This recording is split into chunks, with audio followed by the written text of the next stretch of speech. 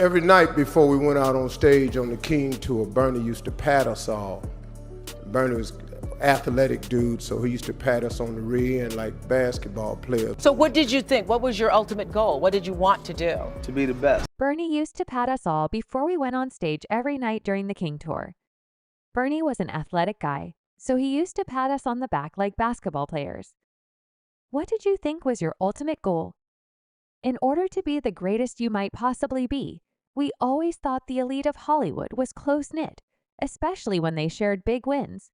But there appears to be a chasm that's deeper than any screenplay breaking through the glamour and glitz. Samuel L. Jackson's recent comments against Steve Harvey have sparked rumors, and it all comes full circle to Bernie Mac, a narrative that most people didn't anticipate. Always witty and humorous Samuel L. Jackson made a surprise remark about Steve Harvey that really caught everyone off guard. I believe that if you concentrate on being the best version of yourself, everything else will fall into place. I've heard people say things like, get your money on, get your money on. I hate that. I hate you. But that's your motivation, he said. However, it appears that Steve Harvey has a different viewpoint, saying, listen to me. The only thing separating the successful from the unsuccessful is how they perceive success.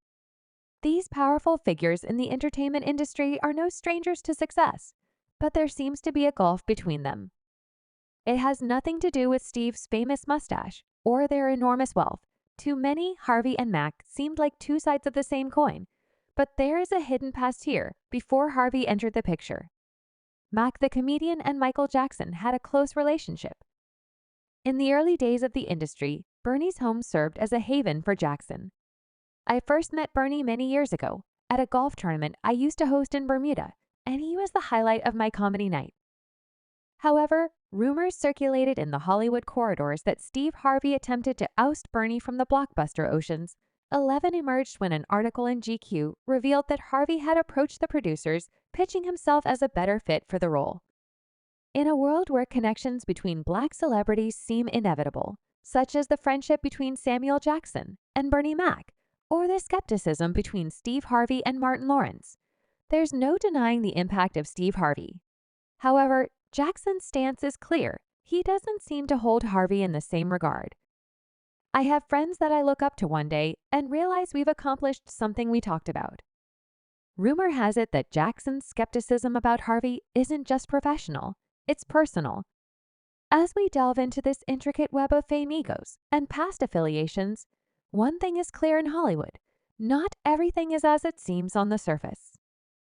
Join us as we unearth the real tale of these titans of industry and their surprising feud.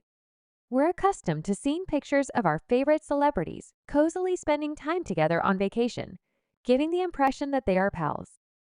A few years ago, images of Samuel Jackson and his spouse vacationing at a posh location with Steve Harvey and his husband became viral online, with the headlines reading "Juicy Life on the Ocean."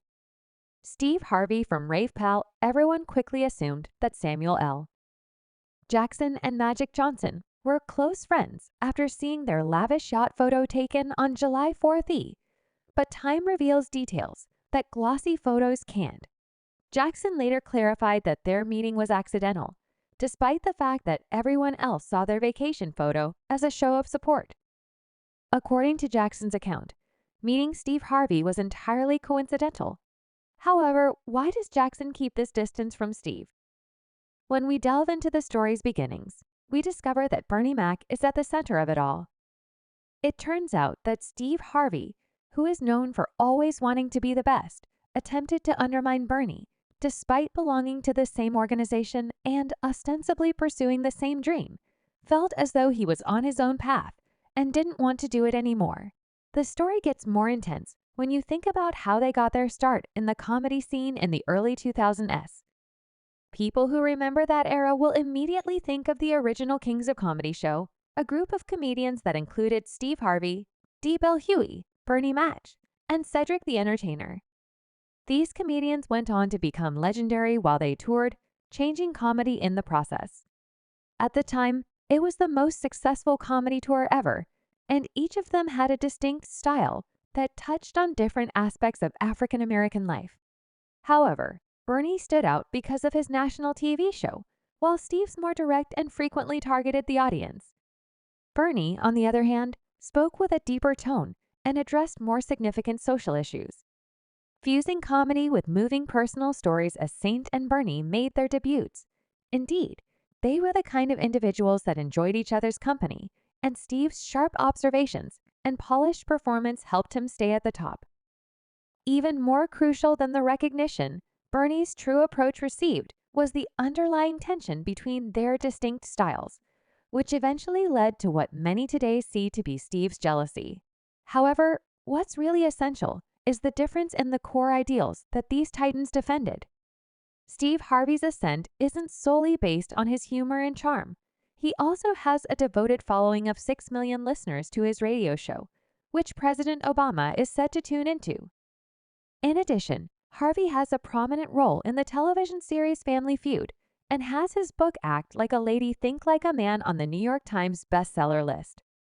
Not only was this particular accomplishment written on paper, but it also became a movie sensation. If that weren't already remarkable, Harvey has been a television fixture, sharing love advice on prestigious programs like The Oprah Winfrey Show. This is evidenced by Ellen and Good Morning America, where Michael Harrison of Talkers magazine stated that Harvey was a real, authentic American media star. Over the years, Harvey has demonstrated his versatility, going from being a stand-up comedian to the center of variety shows, the darling of sitcoms, and now an esteemed relationship. Guru, today I'm going to instill in your mind the idea of wealthy individuals, so you may see that the only thing separating successful people from unsuccessful people is not how they make their money. Core Success oriented the story of Harvey creates a striking contrast with the journey of Bernie Ma. Instead of giving in to life's hardships and giving up, MC found solace and humor in stand-up comedy. Echoing Max's philosophy, he once remarked, "I'm a comedian. You know I'm not a black comic." Max's entry into comedy was less about gold and glitz and more about resilience and passion. I think if you focus on being the best within yourself, all that stuff will come with challenges thrown his way early in life. I wanted a show where I made everyone laugh, not a black show. Ma's tenacity was unaffected by peer comparison. Instead, his guiding principles were personal excellence and self-authenticity when it came to his humorous vision. Mac replied that the greatest way to express his contempt for the notion that money is the main motivator, that if you work hard, money would follow, was to continually Harvey's more marketed attitude to success contrasts sharply with Mac's uncomplicated worldview.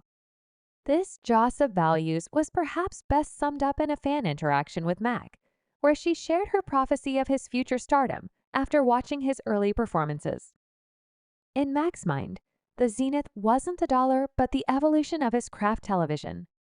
I hear people say, get your money on Get Your Money, and I hate that I hate. I mean, that's your motivation.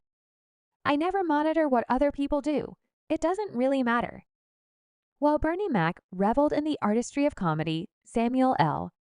Jackson may have picked up on the undercurrents of their respective philosophies.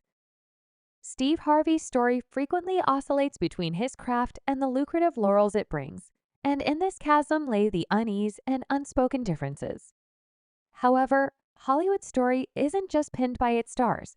It's often dictated by its audience because the industry is driven by the collective voice of its fans. Stay with us as we explore this story in more detail, peeling back the curtain on the glamour and delving into the true tales that mold Tinseltown while these giants' internal dynamics endure. A sizable fan base under wraps offers priceless information that help construct a more complete picture of the unfolding saga. A single ardent the sentiment is aptly expressed by Bernie MC Enthusiast, who notes that Bernie Mac was a natural comedian who was hilarious without trying. His family-oriented TV show kept me interested and further clarified the innate magic of Bernie's style. Additionally, his comic style had a distinct flavor that went beyond nostalgia, hinting at the irreplaceable charm of Mac. The most powerful evidence of Bernie's influence may have been found in a poem edition. Steve should congratulate Bernie. I found Bernie to be much funnier than Steve Harvey. I'm not the only fan who felt this way. One fan stated emphatically that Steve Harvey is no match for Bernie. These audacious assertions lend credence to the idea that there is a gulf between Mac's natural audience connection and Harvey's commercial success. Another fan had the same emotion, saying McMahon will always be the greatest.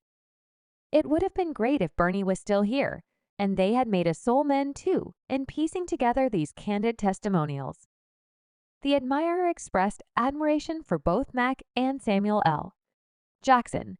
As we navigate the twists and turns of Hollywood's glittering narratives and the legacy of Bernie Mac, it becomes clear that the reverence for him is nearly universal, rooted not only in his comedic genius but also in the essence of who he was. The underlying tension, subtle jabs, and unspoken competitions are all framed against this backdrop of an audience's unwavering loyalty to Misa's memory. We want to know if success overshadows genuine artistry and how important the artist's essence is to their work. Please share your thoughts in the comments section below. Cheers,